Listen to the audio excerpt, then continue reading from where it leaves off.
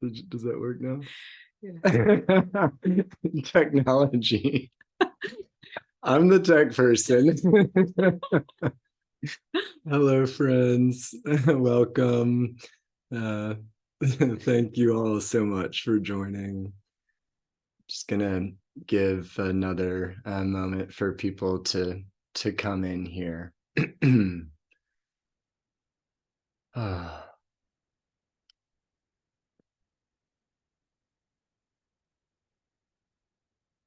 All right, no time like the present. Good afternoon, good evening, good morning for some of you. My name is Andy Wolf. For those of you I've not yet had the pleasure of meeting, I'm here with my dear teacher, Thanissara, on the land of the Coast Miwok and Southern Pomo people that is now known as Sonoma County in Northern California. A bit about me and this group before I turn it over to the main event here, Thanissara. My granddad taught me to practice mindfulness in nature as a young boy. I later succeeded in the corporate world, culminating with the sale of a fairness-based recruiting software company in 2019. And along the way, everything I valued fell apart spectacularly.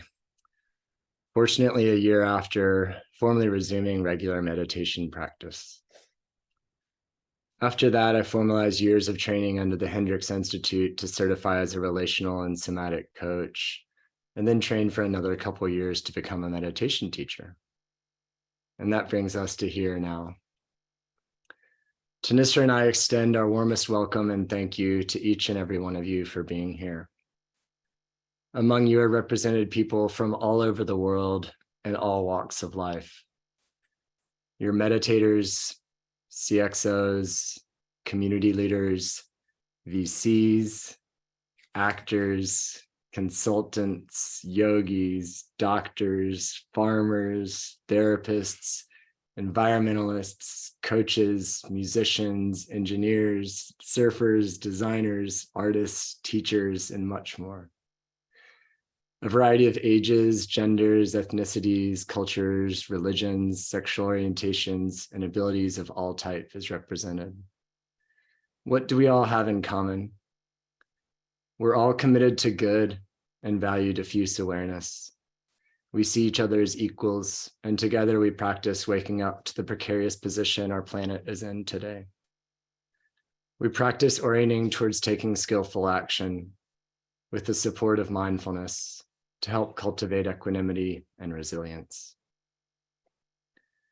My dream is that this is the first of many events to come where together we combine our skills, resources, and energy to heal ourselves, to heal the planet, to heal each other, to realize that what hurts on the inside is the very same thing that is destroying this world we call home. Let's change together. Thanissara started Buddhist practice in the Uba-Khin Burmese School of Meditation in 1975, before I was born. She was inspired to ordain after meeting the meditation master Ajahn Chah from the Thai forest tradition and spent 12 years as a Buddhist nun, where she was a founding member of Chitter's Monastery and Amaravati Buddhist Monastery in the UK. She has facilitated meditation retreats internationally for the last 30 years and has an MA in mindfulness-based psychotherapy practice from Middlesex University and the Karuna Institute in the UK. With her partner, Kittisaro, she co-founded Dharmagiri Sacred Mountain Retreat and helped initiate and support a number of HIV, AIDS, and response and community development projects in rural KwaZulu-Natal, South Africa. Thanissara and Kittisaro then founded Sacred Mountain Sangha in 2017 in California, a nonprofit committed to supporting our collective evolutionary journey with its imperative for inner awakening alongside systemic transformation. Thanissara has written several books, including 2 poetry books. In 2014, she was commissioned by North Atlantic Books to write her latest, Time to Stand Up, an engaged Buddhist manifesto for our earth. Thanissara and Kittisaro co-founded Chattanooga Insight, and Thanissara is a member of the Spirit Rock Meditation Center Teachers Council. Thank you all for bearing with me, and with that, I will turn it over to you, Thanissara. Thank you so much, Andy. Thank you.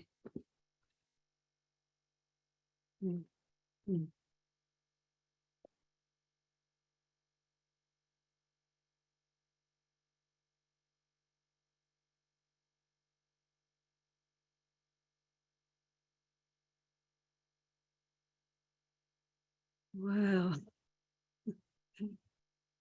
welcome everyone. So good to see some old friends and to meet new friends. Let's just take a few moments to arrive in a way that helps us gather ourselves inwardly more, so that we can orient towards our embodied presence and just align with being more focused here now within what is emergent for you within this group together, within the focus of our contemplation for this meeting. So for that, I encourage you to find your body. It's where we start. We have a body. And as you do that, if it's helpful to take a few slower, deeper breaths, you can, first of all, as you breathe out, just then prepare for taking a slower, deeper inhalation. And you can either gently close your eyes or have your gaze a little bit more down so that your awareness, attention is moving more inward. And I just suggest we do 5 slower, deeper breaths. You can count these on our fingers. I often start like this, even after years of meditation. This grounding, simple practice is like the bread and butter of the meditative process. So you can take some slower, deeper breath on the inhalations, mixing the breath with awareness and suffusing your whole body with breath and awareness, energy patterning, parts of the body that feel tight, restless. And the breath going down into the ground, touching earth, and on the exhalation, just feeling where you're holding in the shoulders, the jaw, softening down through the torso, softening the belly. So let's do 5 breaths like this, counting them out silently to ourselves, touching each finger of one palm, one hand of the hand, one hand, to help us arrive, be present for ourselves, for this space, to release from whatever we're holding that we don't need to hold on to right now, to recalibrate our nervous system, to be present for what is felt, what is experienced within the field of our body, what sensations are present.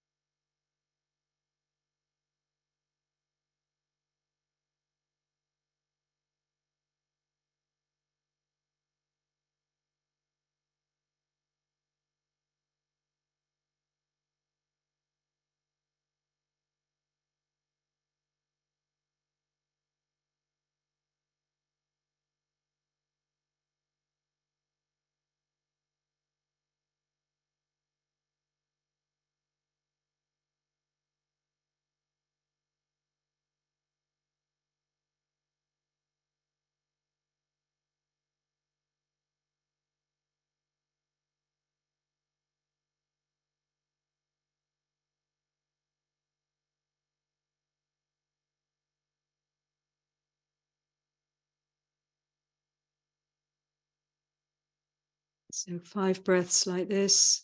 You can do it any time in any place, just to help center, ground, sort of come into our own inner agency rather than being pulled around by the momentum of where the mind is going, the momentum of what we need to do, we haven't done yet.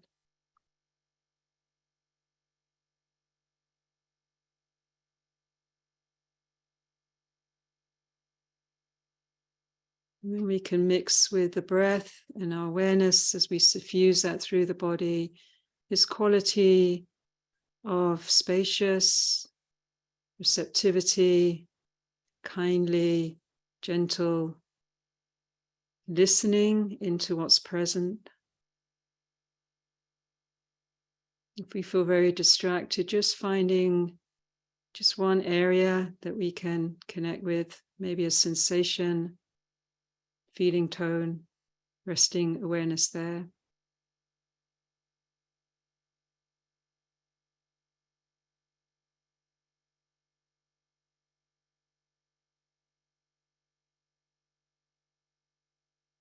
And then just in any places where you feel there's some tightness, pain, emotional pain, you can also take the breath and awareness there. And then on the exhalation, just releasing, creating space around that feeling tone or sensation or mind state.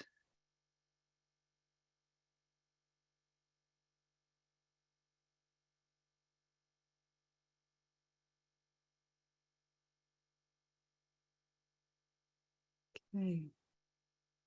Thank you so much.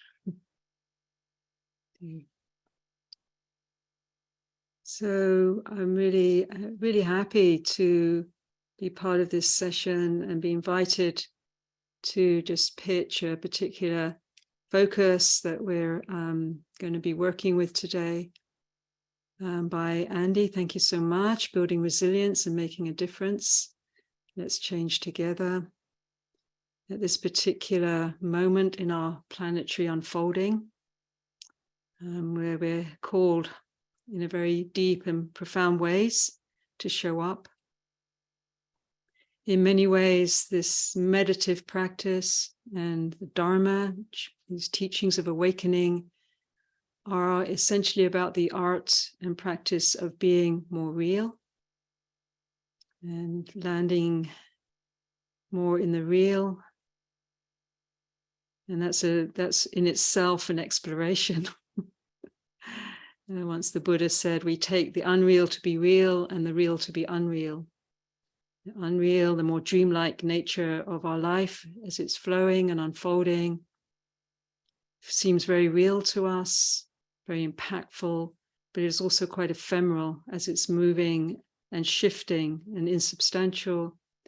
And then the real, what is illuminating this experience of this moment of our life, is this very mind. This mind has as its fundamental nature awareness, which has a luminosity and illuminates. It illuminates what is present.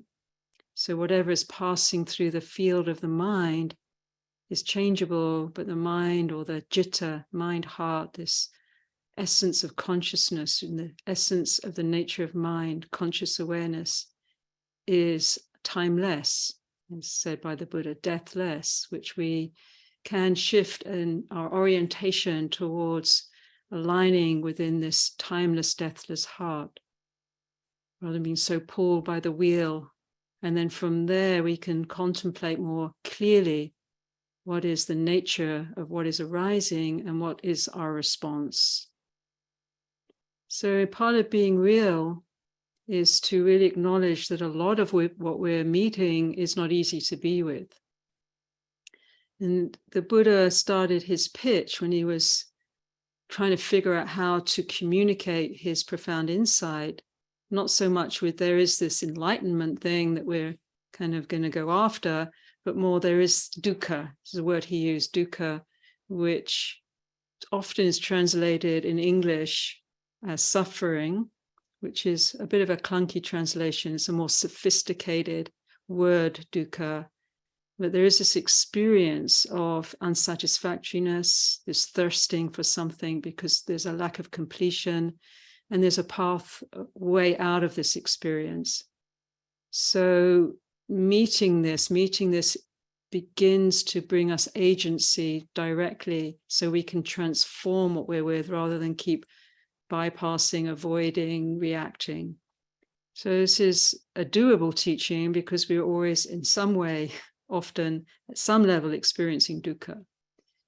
It can also be translated as, and often is translated as, that which is hard to bear, just a feeling of being oppressed by things. But at its heart, du means to be apart from akash. Akash means like space, or the whole, or the perfect. It's this very subtle sense of being separated out from a deeper belonging within the web of life. So it's based in a separative consciousness, the belief that is very fundamental to each of us, that we are separate somehow outside of life. And life or things happening are like an object to us. And between that sense of me experiencing this and what is happening over there, that distance, between that gap, it's the gap within which all of our dramas and stories and creations and wars and everything emerges from this fundamental separative consciousness, which has a reality, but it's not reality, according to the Buddha. According to the Buddha, reality is a seamless whole, undivided. So in meditation, there's this encouragement to really contemplate this experience of dukkha for the sake of finding more skillful ways, this experience of suffering, difficulty, challenge, finding more more skillful ways of transforming it and moving out of dukkha, which is something we can do. The Buddha said that dukkha just means like pain of existence. There's some pains we won't get rid of, like aging, breaking a leg, or another kind of suffering, like just the poignancy of change. And he talked about when his two main disciples died, it was like two great trees falling. And, it gives you this feeling of grief, of the loss of things. But what he's talking about, what we can change, is what is the suffering that's generated from the ignorance of the mind. This we can overcome, not really being with the real. Like, for example, the reality of impermanence, or the obvious reality connected with our theme today is that we live as earthbound beings, which means we live with limitations, which often we're continually trying to move beyond. And there's nothing wrong with trying to move beyond limitations. That's the pathway of our growth. But in that process, we haven't realized that the essential nature, it's this jitta, this mind, this heart itself, this true mind and heart, is already boundless, already unlimited. And so that confusion of not understanding this nature, as we're constantly trying to push the limits of the material realm into the unlimited. And of course, it's landed us to this place where we would need 6 planets or so, probably more by now, to sustain the kind of lives that we're living. And this planet, this earth, upon which, this nature, upon which every moment of our life depends, every breath, clear water, food, shelter, it all comes from earth. This nature has limits. It has limits, and we've reached those limits and superseded them. And so it's creating this cataclysmic moment that we're in. And a lot of this originates really from the mind itself, the human mind, this ignorance, not understanding, not being aligned with the deeper reality of what it is to have a sustainable world. Nature, again, we see it's outside, we go out and walk in nature, but nature is not just something we go and view. It's alive. It has a deep intelligence. It's a vast web of intelligence. I think this is really being seen through the leading sciences of biology and quantum understanding and deep ancestral indigenous knowledge as well, which is re-emerging. through the wisdom from the indigenous peoples who lived within a cosmology of interbeing that was alive, speaking, and real. And so this cosmology not only includes nature and earth, but the planets, the vastness of the universe. And we often feel outside of that, but in reality, we humans are part and belong to this field of interbeing as participatory beings in this sacred web of life. So this loss of that sense of belonging is a great wound to the soul. It's a great mechanism that drives us ever on to find this satiation from that pain of loss of connection, and into the lifestyles where we have arrived in this moment where our planet can no longer sustain the kind of life or the mindset that's driving that life, the way that we've created the civilization we have. It can't sustain that any longer, and so it's breaking down. So our task really in many ways, as I see it, is really to shift our orientation towards a deeper reality, the reality of nature itself, which is an old word for Dharma. It's an old translation. Instead of trying to, like find colonies on other planets, which quite frankly seems completely not credible to me or doable, but to really come back to Earth. It's really about an invitation of coming back to Earth, to the Earth body, to working in partnership with Earth. So when William Shatner, or Captain Kirk, was taken up in the spaceship with Jeff Bezos, one of the things that he said, he was so excited about this journey, he said he thought he was going into space would be an ultimate catharsis of that connection that he'd been looking for between all living things, that being there would be the next beautiful step to understanding the harmony of the universe. But instead, what he discovered, that the beauty isn't out there, but is down here. And leaving that behind made his connection, he felt his connection to this tiny planet even more profound. And had to quote him, which I kind of already was, but to further quote him, it was among the strongest feelings of grief I've ever encountered. The contrast between vicious coldness of space and the warm nurturing of earth below filled me with overwhelming sadness.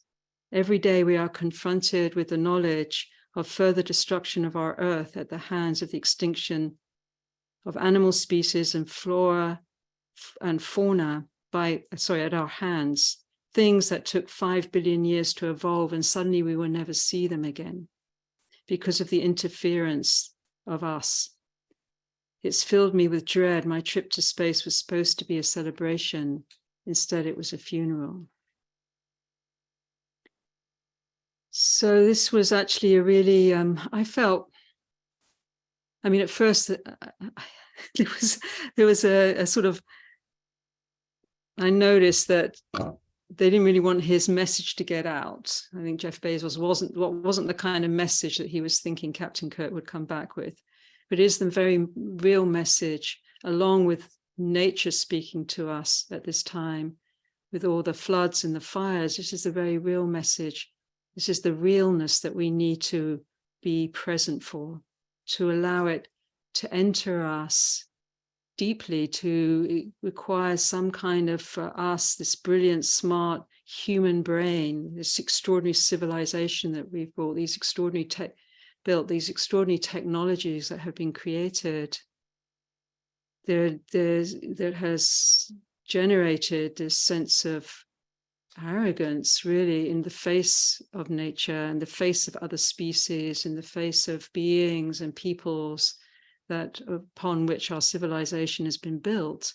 There is a call for us to enter this reality of this moment, this suffering, this limitation that we're up against. And the fierceness of it, literally fires burning up, Canada burning, devastating, Maui and Hawaii, and floods through China and India, and mudslides, and the whole catastrophe.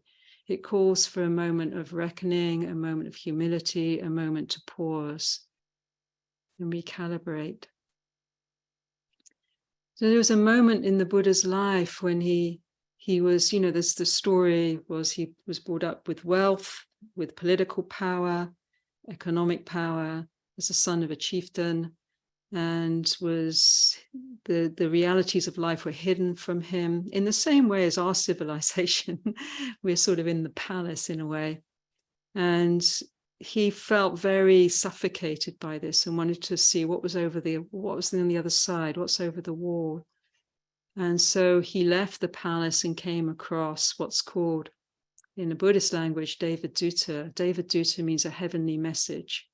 He came across the appearance of someone that was very sick, puking up in the gutter, some advanced disease, and it really shocked him. He hadn't seen that before, apparently. He came across someone that was aged and decrepit, and he hadn't seen that before, apparently, and he came across a corpse. Those are three. There were actually four, but those were the first three. And he said at that point that the vanity of life, the vanity of youth, left him, this vanity that we have of being, that we're going to go on forever in the way that we have.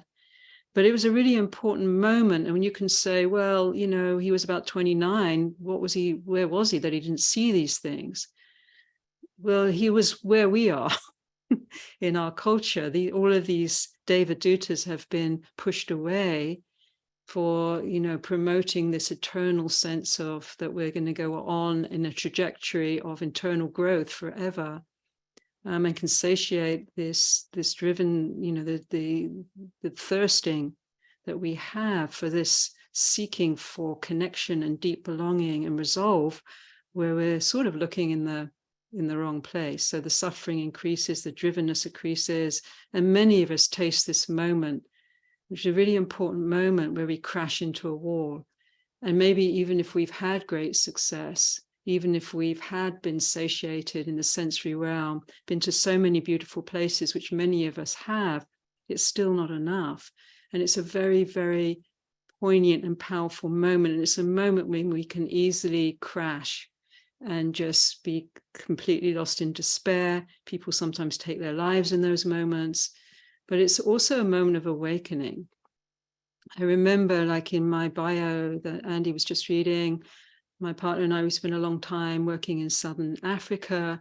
And one of our friends from my partner, they were at Oxford together in the UK, he was from South Africa, and he went up the corporate ladder when he got back after university for the company Anglo American, which kind of was South Africa economically, a big gold mining company, uranium mining, you name it, platinum, so on. But he would host these Joburg dinner parties that we would be invited to with bankers, politicians, gold traders, and so on, investment bankers. And, we were a little out of our depth there as meditation teachers, but it kind of was an interesting education for me. And our friend, he would sort of drink a few bottles of wine just to relax. And actually, I'd often prefer it when he was a bit more kind of tipsy. He wasn't grossly drunk or anything, but he was just more relaxed because he became more real. And one day I was sitting next to him at this dinner party with all these sort of movers and shakers, and he kind of just turned around to me and he just said, I have these nightmares. And I said, oh, well, tell me about it. And he said, it's fear, it comes from fear. He said, the job I have to do, he was like sort of betting with millions of dollars on the gold markets, and sometimes occasionally losing that. And so it was, his position was very stressful. So he said, well, I have to suppress fear to do what I do. And then it comes up at night. So it was sort of like just with that statement, and I was just thinking about it.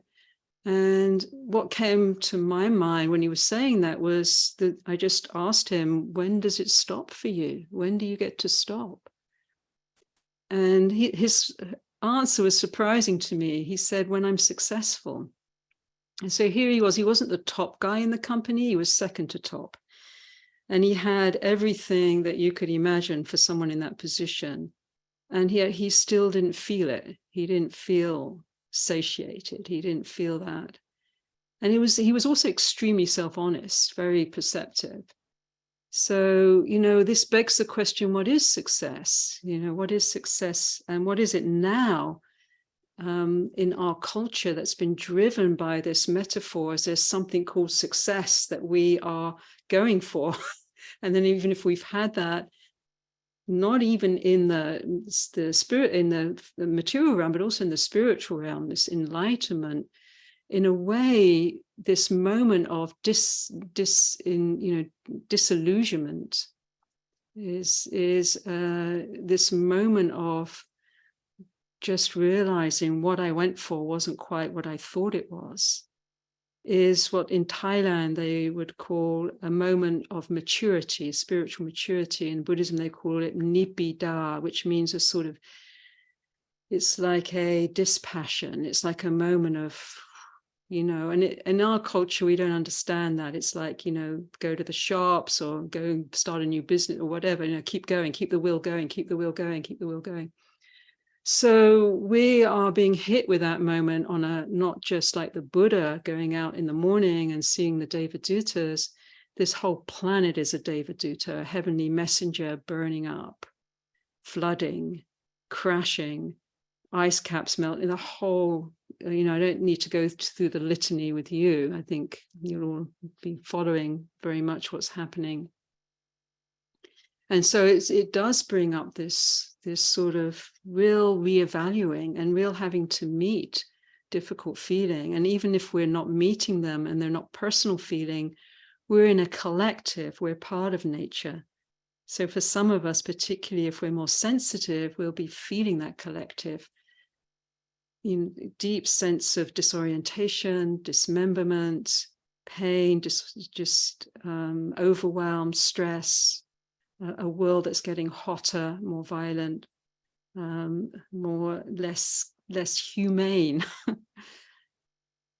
So, and at this, at the same time, when we should be taking this pause collectively, when we should be declaring climate emergency, when political leaders, economic leaders, in fact, the opposite is happening. We're seeing a hijack of governments, economic, political, social body being driven to, in the name, really, what in the name of what, This is a really big question. How much is enough? How many $1 billion is enough for a company or a person?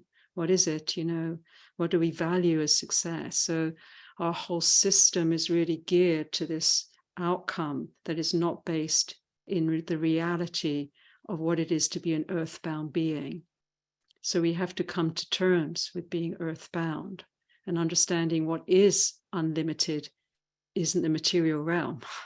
There is an unlimited, but it's not that. So it's a big moment we're in.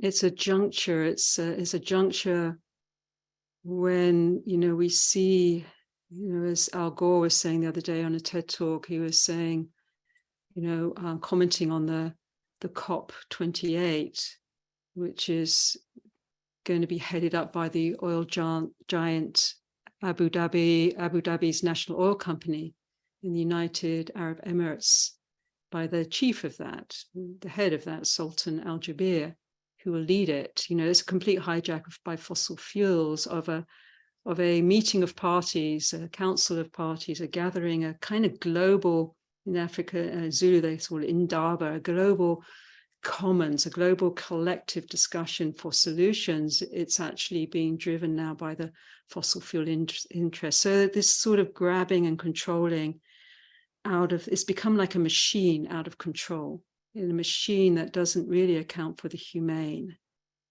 for the human.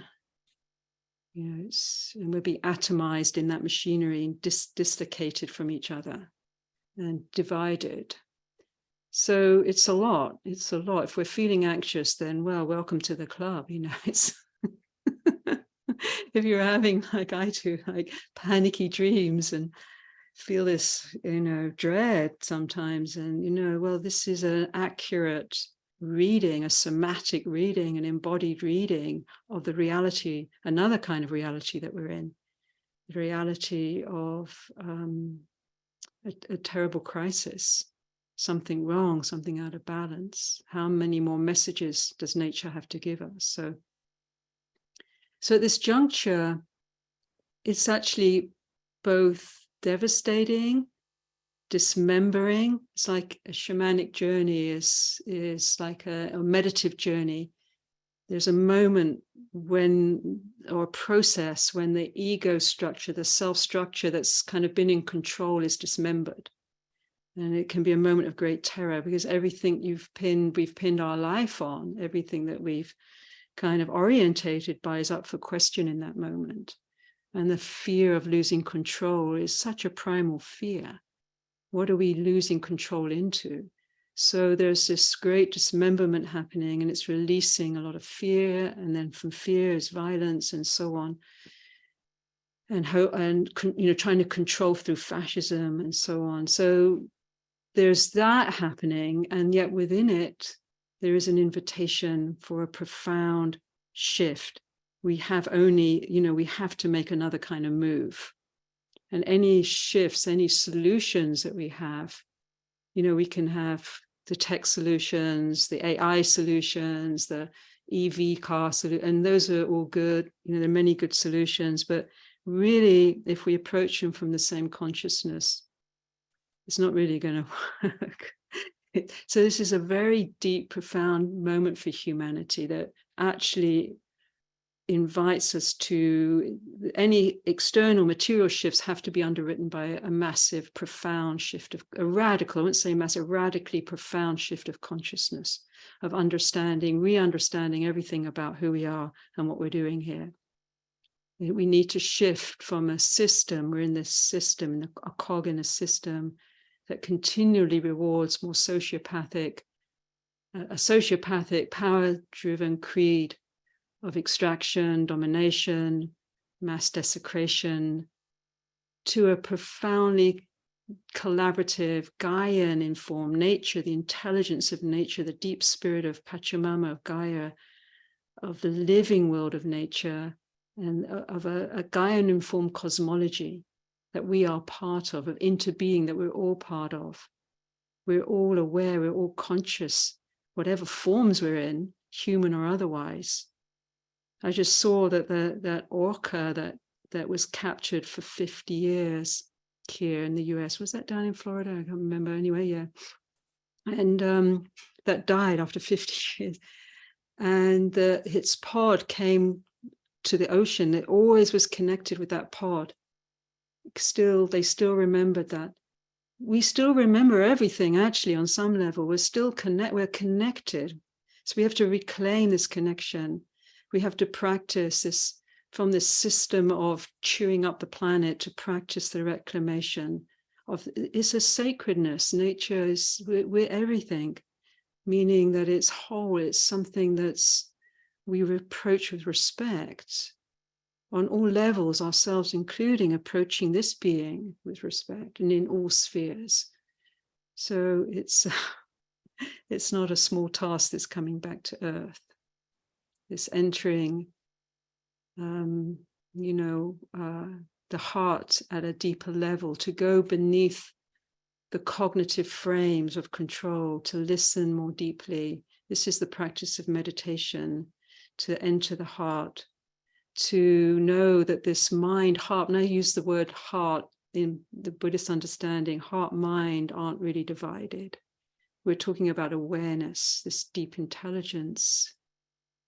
What is there before language starts to differentiate into self and other.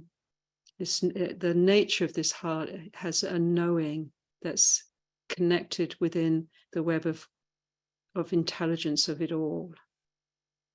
And so this is, we could call being Dharma, as our teacher, Ajahn Chah in Thailand, great teacher, meditation master, about being that consciousness, being a conduit for that as part of our belonging.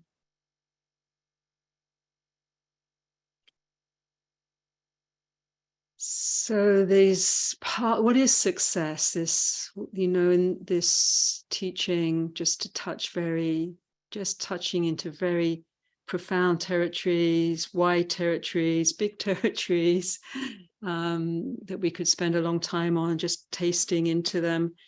This word iddhipada means a ground or a base of power that the Buddha taught for empowerment or success in what we undertake spiritually and in the world.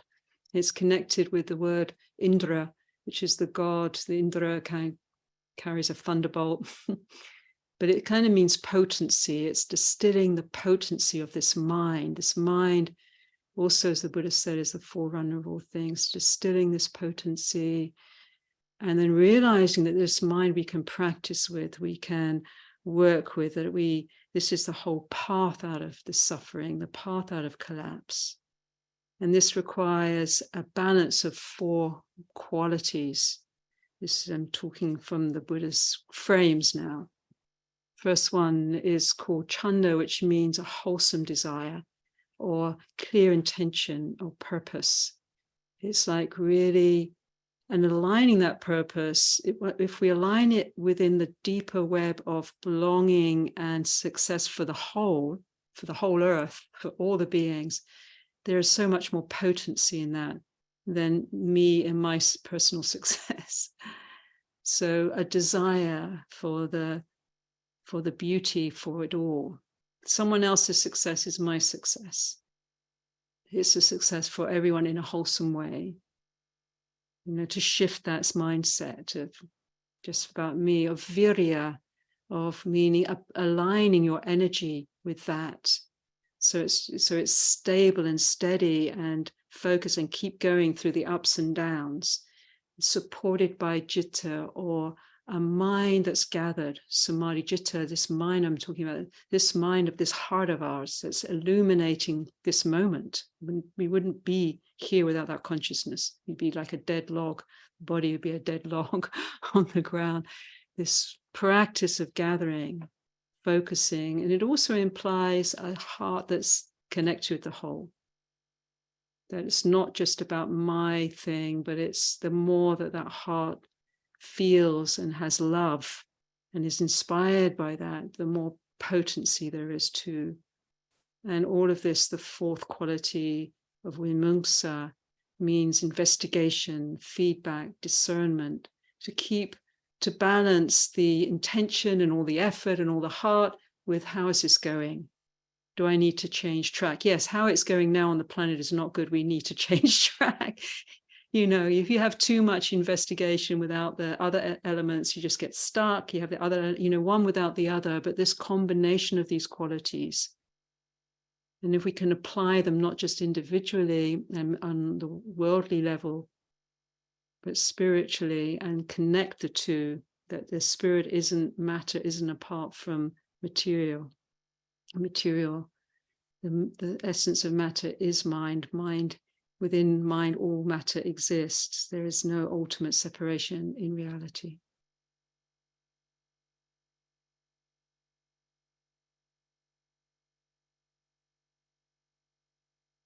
So inwardly, this starts to look like alignment, clarity, purpose, focus, love, joy, nectar of awakening, being sustained by the being connected in this larger web of life. It's very blissful.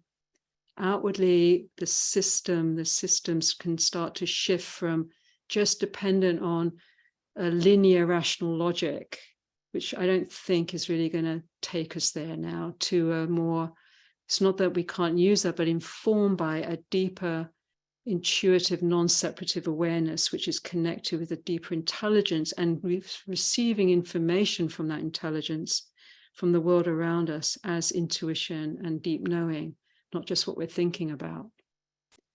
Who's replacing, and this I'm drawing here from Al-Noor Ladar's work and his associates, of this systems shift from historical amnesia, that we're just here as an individual to fight our way through and there's no history.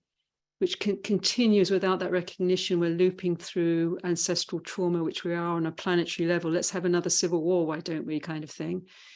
We've done that, to actually taking responsibility. We might not have been culpable in how we've gotten to where we are, although we kind of all are to some degree, especially in the Northern Hemisphere. But to take responsibility, to engage remembrance, repair, reparation, to shift from the separative, materialistic, the more stuff I have, which, is soulless after a while, into giving worth in a way where we feel that belonging, and move out of these ways that we've been divided by all these different labels, to question the orthodoxy of power, shifting to self-empowerment, collective empowerment, collaborative commons empowerment, sort of the true democracy that hasn't yet really arrived. From competition and hoarding of wealth to service, solidarity, equitable sharing, the accumulation of capital and sitting on a pile of money, which when things really go down, you won't be able to eat, I promise you. To liberation, or we won't. Liberation of capital, to, invest wisely, compassionately for the welfare. Like at the moment, there's 23 million people displaced in the Horn of Africa, on the verge of starvation, massive drought, driven by climate change and many other factors, but primarily climate shifts. And it would take 3.5 billion to really bring the resources needed. In the world, purse, the global purse and the billionaire purse, that's not a lot. So the wise distribution from transactional relationship to a deeper relationship of healing together, acknowledging our suffering together, exploring solutions together, reconnecting beyond the transactional, to a relationship not of entitlement, but of deeper trust. So it's, so I'm going to wind up just now, and thank you for your attention to this. There's a lot more I can say, but we're going to be handing over to you shortly. But I think what I would like to leave us with is that all of this begins with a shift of intention. The power of that to really clarify our priority now. We can't really mess around. This decade is the decade where we have some possibility of increasing the odds of a sustainable world. And there's a lot we're still going to use. And already the wheel is turning. I noticed in Ecuador, they had a historic referendum, a people's referendum, to halt the development of new oil wells in the Yasuni National Park in the Amazon. And the population together voted to do that. So people's intelligence, when there's enough accurate information, So it is daunting, but there is potential in this moment, and there's potential for love, for awakening, for us all to move out of business as usual and be part of the solution from a deep place within us, within our communities, within our collective. And to just leave you with a quote from a profound elder teacher, Saraha, who was Nagarjuna's teacher, is a great enlightened being way back in the mists of time in India. And I think this really is a good quote for this moment of the potential of suffering to be transformative and not just a mighty pain and something we collapse under. So to quote Saraha, while suffering increases, bliss increases. The greater the afflictions, the mightier the primordial wisdom. The larger the pile of wood, the greater the blaze. So we have the potential, because it's within us, within this mind, within this heart, within us all, to make these changes, to live them, to believe in them, to walk the path. But we can really only do that together. So the together bit, I'm going to hand over to Andy to lead us on with.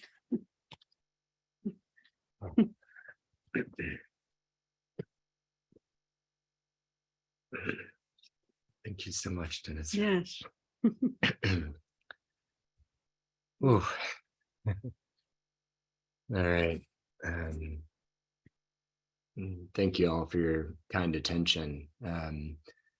I know from some emails, there's a handful of people who have a commitment coming up on the top of the hour. Where, for those of you who can remain, please do. We're going to break out into small breakout groups to have a little discussion. I'll just give a brief pause here. Anyone who's needing to go, you can, and then that way the breakout groups will sort of be oriented. And for anyone leaving, there'll be a recording sent out with the last bits. All right.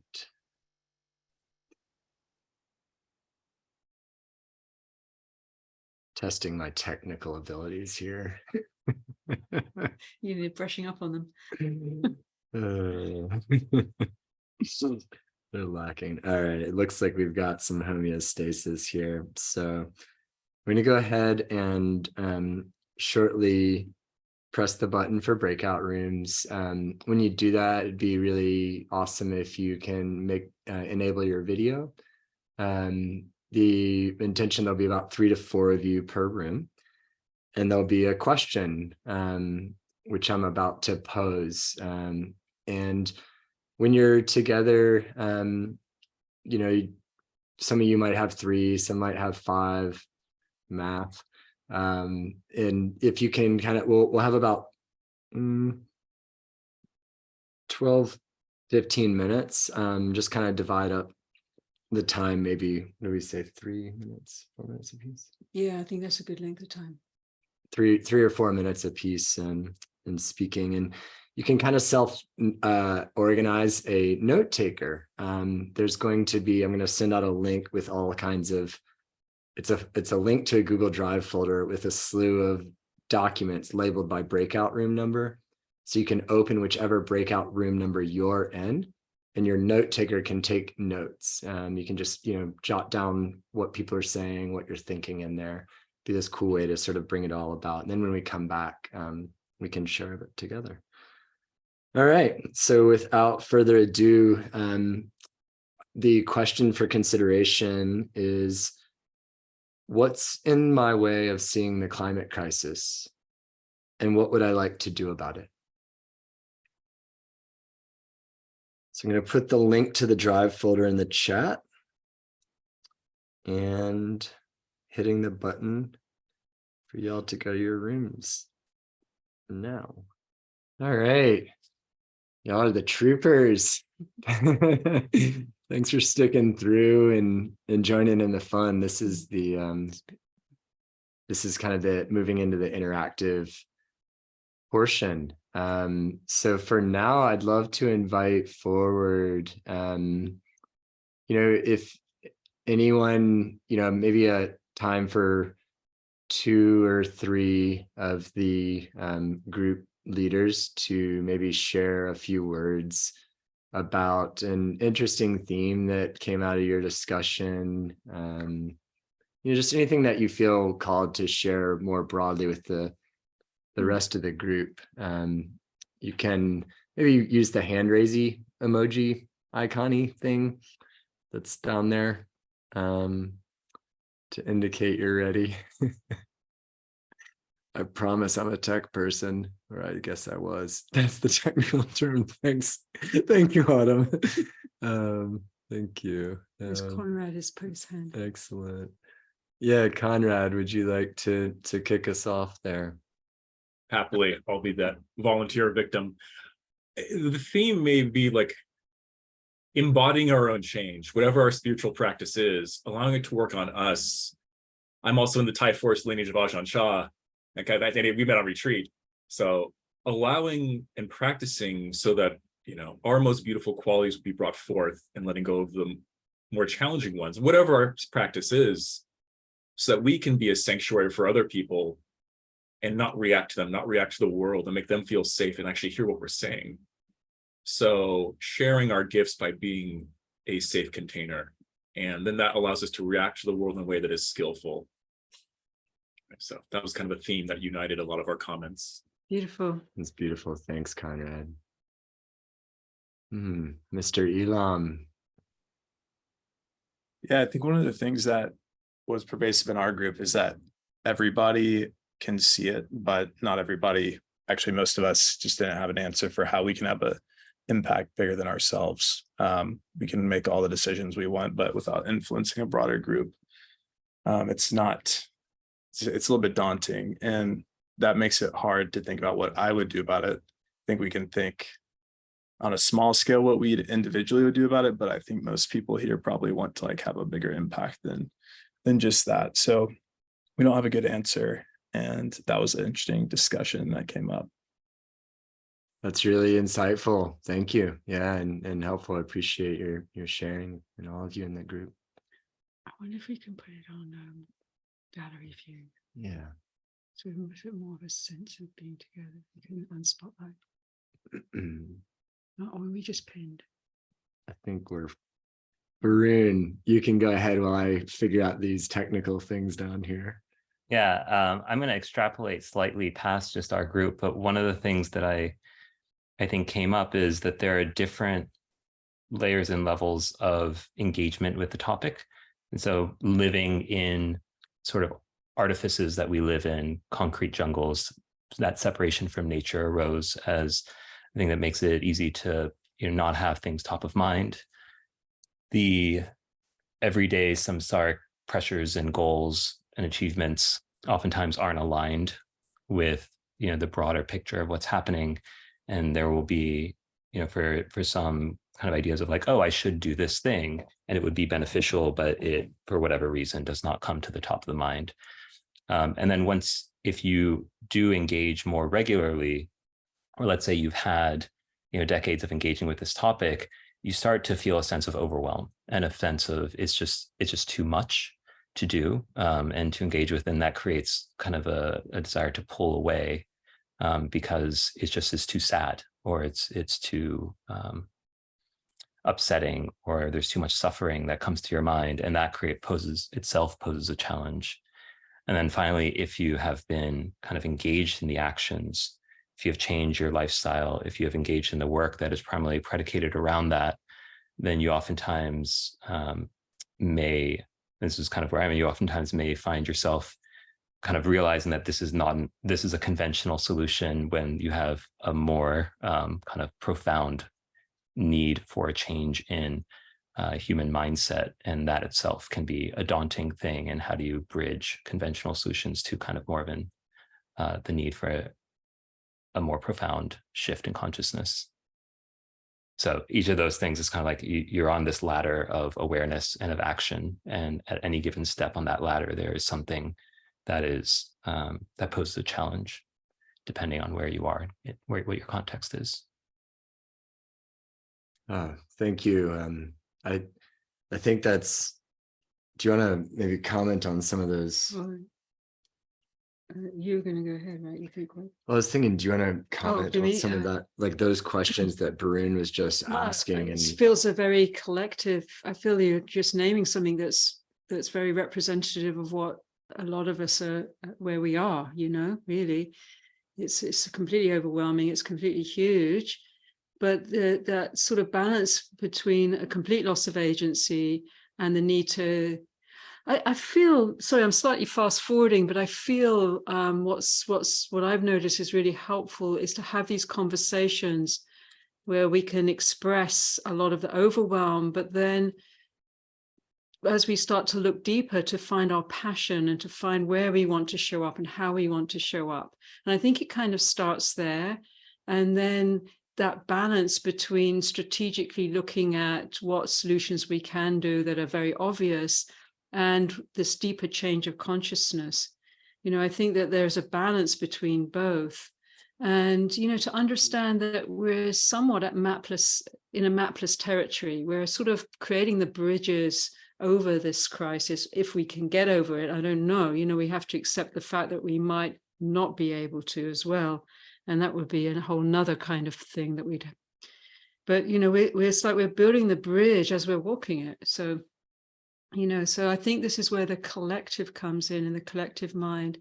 So we're actually building that mutual support and not feeling so alone and so overwhelmed, while we also individually find our own passion and own capacities and skills and what we can bring, what we can affect, often much more than we ever think we can, you know. Thank you. I think now we'll there's a couple more. Yeah, shift into a little bit of Q question and response. And there were a couple that came through beforehand that sort of had a theme I'll pose, and then we can take a live question or two.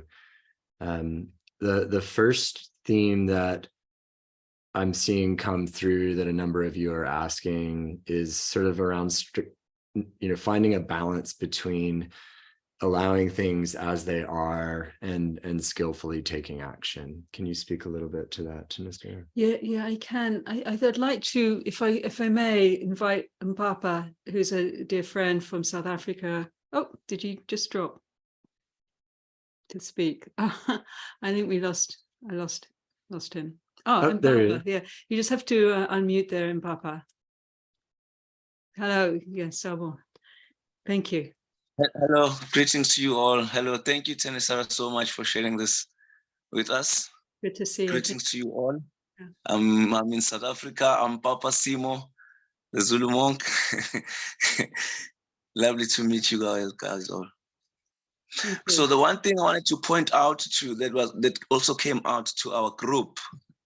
On our group, there was, I think, the internal shift that also then needs to go out into finding a unity outside, so that we're not becoming keyboard activists. You know, use our strongholds within a collective, so we are stronger in numbers, but also each one of us within this collective has particular skill set that can also fuel the process, because there is a sense of agency, and now with the crisis, with this crisis we have, and that sense of agency requires us to catalyze the little resources that we have.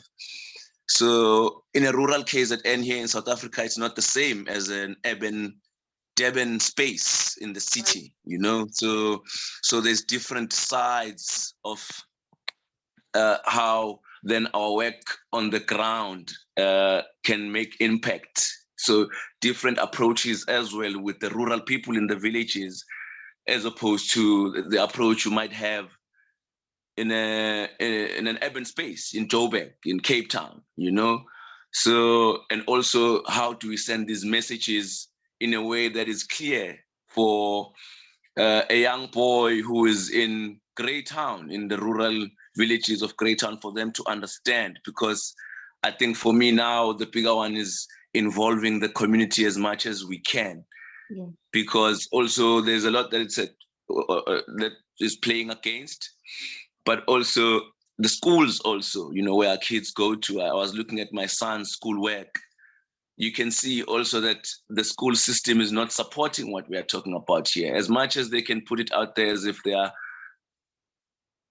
for it, that's not what is needed on the surface, but I don't want to be political about it. Oh. Yeah. Thank you so much, Mpapa. Thank you for bringing your thoughts and comments and connecting us with your, Ziyabonga Kakul, Ziyabonga. This balance between, I mean, this is the deep question of the Dharma, between letting be, letting go, and engagement. I mean, the Buddha found a balance between both, because, you know, sometimes you retreat, you know, like you can't have an army on the front. This is just an analogy.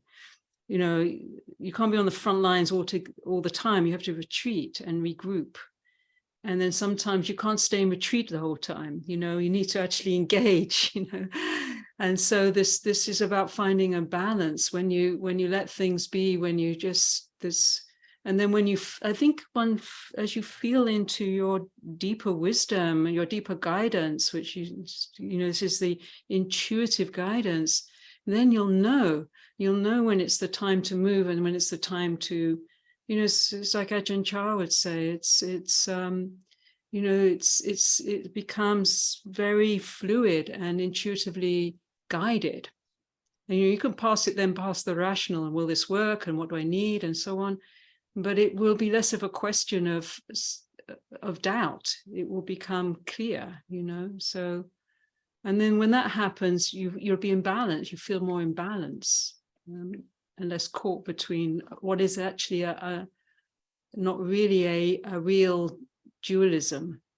They both kind of support each other, inaction and action. They both have the same root of conscious awareness. Thank you. And on that note of dualism, another theme that came through is around how we might practice mindfully engaging with others, especially maybe who aren't seeing this crisis. How do we not other? We can't help everyone. How do we engage with?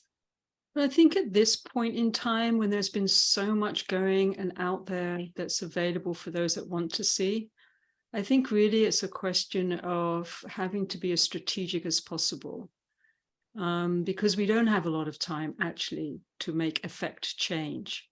Is to really what organizations to get behind, where to place our energy, how to, bring whatever resources to, you kind of really want to be able to do that without having to spend a lot of energy trying to convince someone that doesn't want to be convinced. And just to let people, not having to rescue everyone in that way, and sort them all out. I think that's gone. Quite frankly, I think people are landing where they're going to land. And I think the force of what's happening will awake them. How they interpret that, there's all sorts of weird rabbit holes one can go down, but it's just strategically focus our energy and time, and everything else behind that is really the name of where we're the game right now. I feel it's just to mobilize as many that are on board as possible. Yeah, thank you. And does anyone else have a live question? Autumn, I think I might have seen your hand up a minute ago, or might have time for one more live question. It was up, but I took it down because there was a comment and not a question, so I can hold it for someone else to ask a question. We'd like to hear your comment. Yeah, you want to share your comment while you're on? Well, there, I've done it. I think something that was a theme in our group, but also I'm hearing too, is just really being just this notion of being deeply aware and choosing to see what is in front of you. And I've been on my own journey of creation in a different way over the last handful of years. And I don't know why I continue to be surprised, but I will say this deep disconnection that I believe does exist across our communities has allowed us to collectively be unaware and not see the things that are in fact right in front of us, to see if in fact we choose to see them. An example, when he mentioned the public school system, when I have conversations around the awareness of what's actually happening with some of our next door neighbors, or the future of our communities and of our companies, and working in an industry that is all about innovation and creation of the next, whatever that means, the opportunity to be aware and see what's happening across our own communities is there. And sometimes I wrestle with, how do we show them what is in front of them?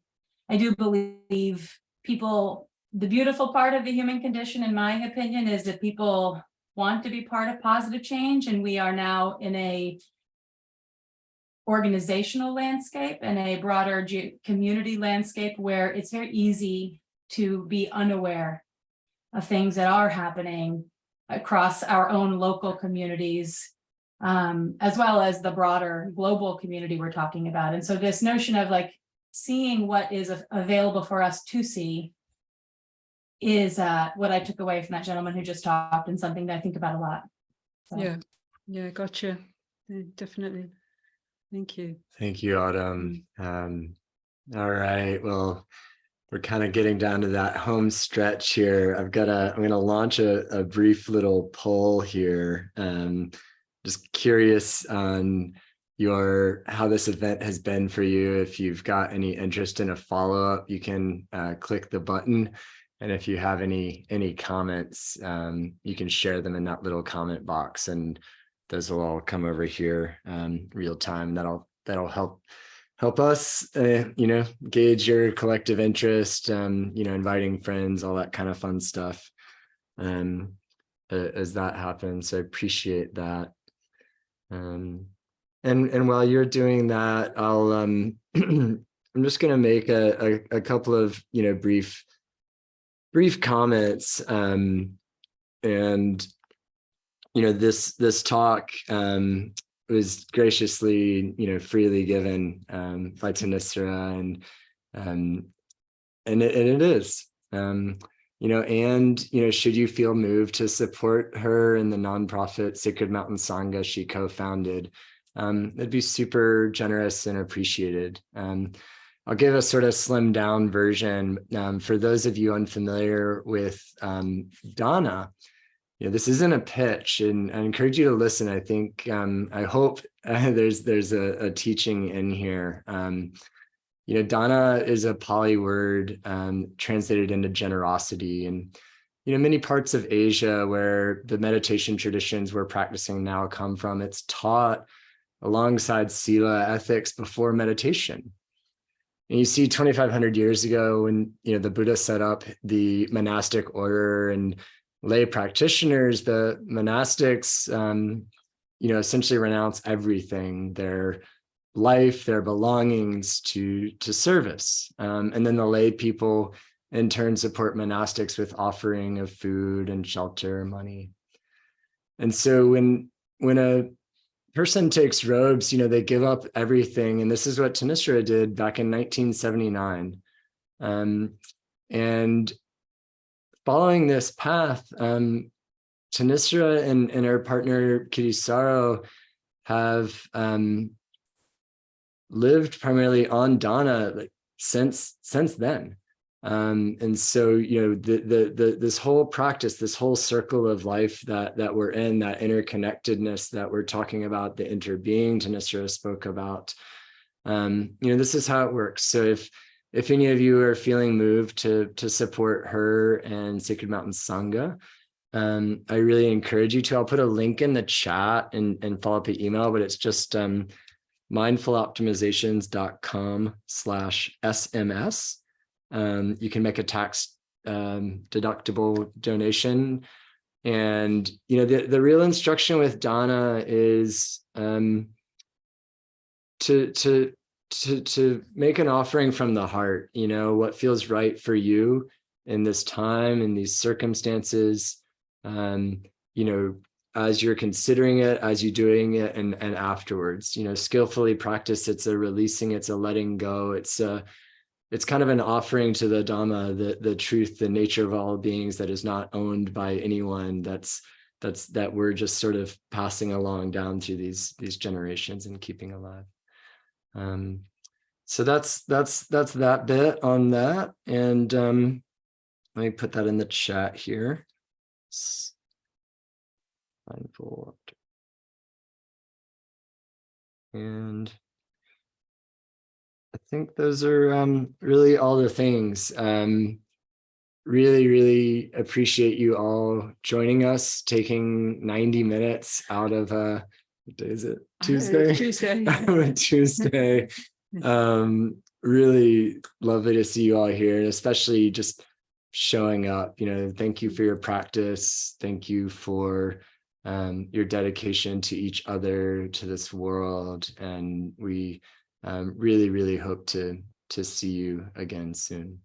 Yeah, I thank you as well. Thank you, Andy. Thank you for all of you being here, sharing this space, and all of us together, in this moment, really considering how we can best engage. This is a beautiful thing. Yeah. So let's keep going. Mm. All right. Bye, everyone. Bye. I'll see you soon. You can unmute and say goodbye if you'd like. Bye all. Bye. Thank you. Bye. Bye. Thank Well, be you. well. Bye. Bye bye.